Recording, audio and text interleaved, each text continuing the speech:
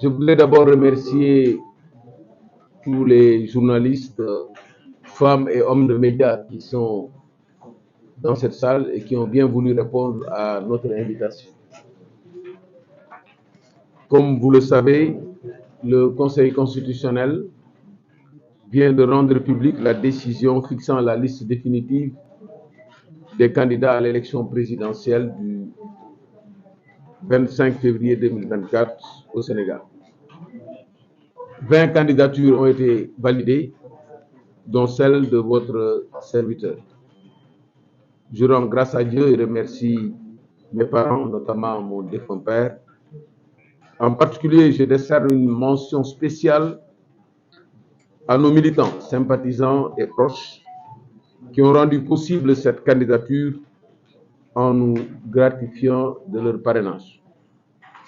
D'autres candidats, pourtant crédibles et engagés, ont été écartés par le système inique du parrainage ou par des procédés manifestement excessifs. Au lieu d'un système de filtre pertinent pour se prémunir contre les candidatures fantaisistes et pléthoriques, nous sommes en présence d'un dispositif permettant d'écarter des prétendants sérieux. Alors, le contexte actuel est que on vit une situation marquée par 3 absences frappantes. Celle du président sortant, celle du principal leader de l'opposition et celle du candidat du premier parti historique de l'opposition.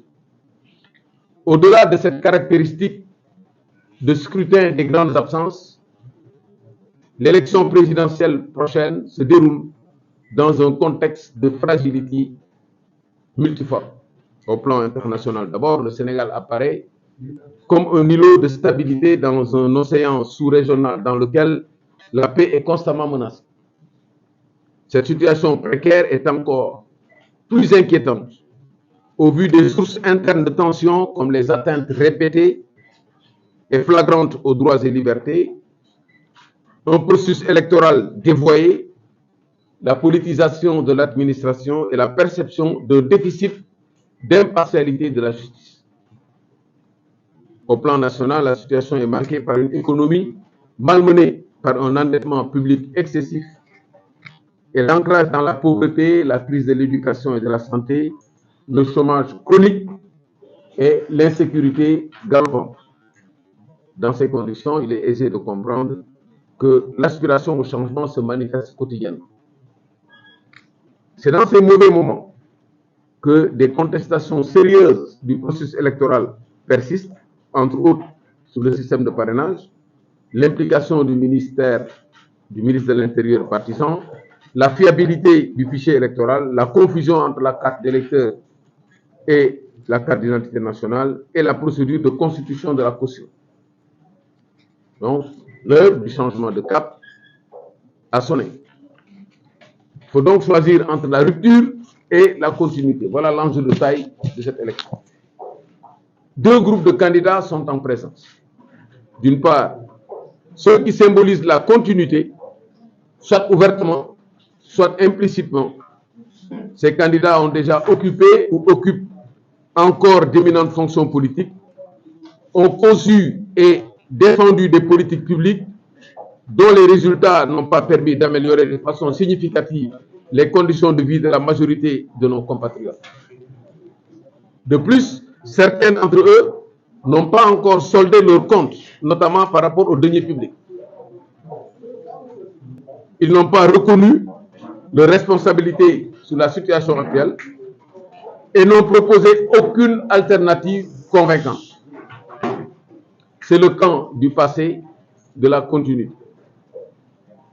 En effet, avant toute sollicitation des suffrages des Sénégalais, la moindre des choses est de faire preuve de respect en réparant les injustices qu'ils ont promues et facilitées.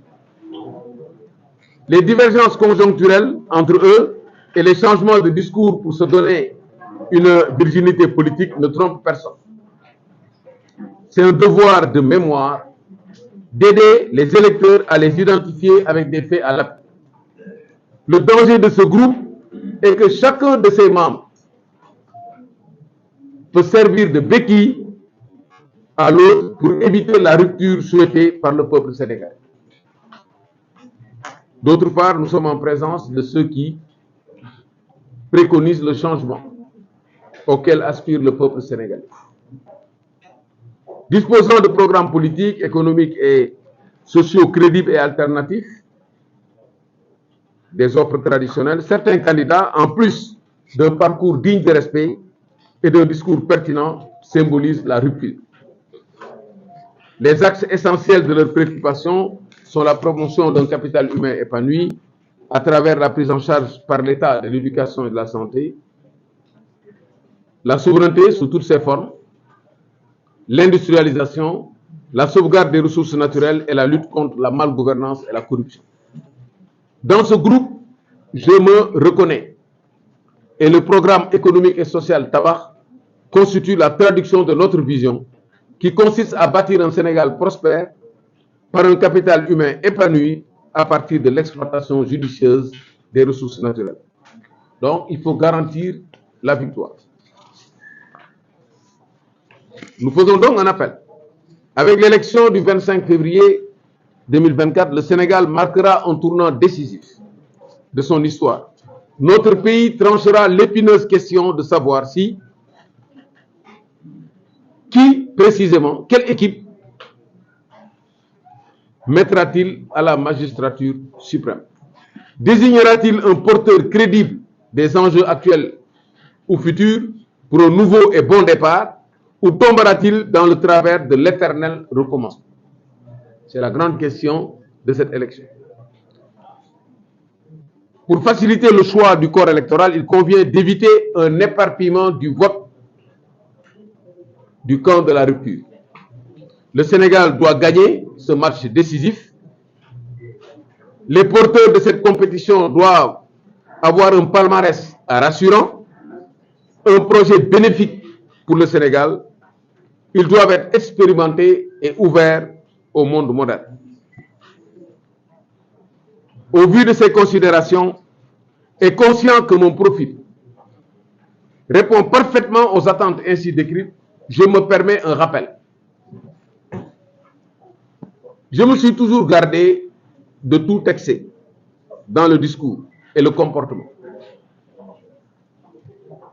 J'ai écarté la violence de mon champ d'action, ce qui ne m'empêche pas de demeurer un fervent partisan de la résistance à l'oppression. J'ai beaucoup alerté, malgré la surdité ambiante. J'ai également découvert des pratiques politiques déplorables qu'il convient d'éradiquer. Je suis resté courtois et équilibré, mais ferme sur les principes.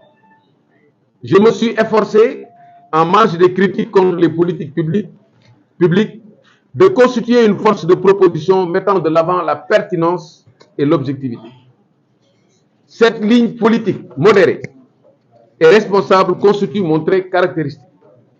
Le contraire aurait été étonnant au vu de mon parcours d'ancien soldat, d'homme d'État expérimenté, d'acteur du secteur privé, de citoyen africain d'une dimension internationale avérée.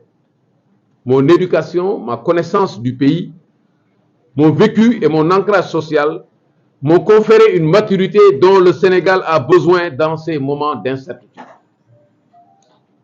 Dans mon combat politique, dont la candidature n'est qu'une première consécration, j'ai côtoyé des compatriotes expérimentés, convaincus et engagés, bref, des citoyens qui forcent le respect et avec qui je peux échanger dans la sérénité et la franchise. Aujourd'hui, mon devoir est de tendre la main à tout le monde pour donner corps à mon engagement dans la construction du Sénégal. Je lance humblement un appel à tous les candidats porteurs d'une offre de rupture et aux électeurs à se joindre à moi afin de garantir par un vote utile la troisième alternance qui doit permettre de consolider ce qui a été fait, bien fait,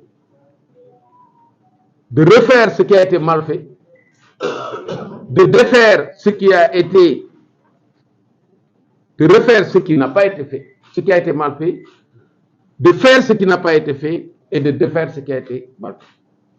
Donc voilà ce qu'il faut, et en plus maintenant faire ce qui aurait dû être fait et qui n'a pas été fait. Je suis donc prêt à gouverner harmonieusement le Sénégal en mettant en synergie toutes les forces vives de la nation. Je vous remercie de votre aimable attention et je reste à votre disposition.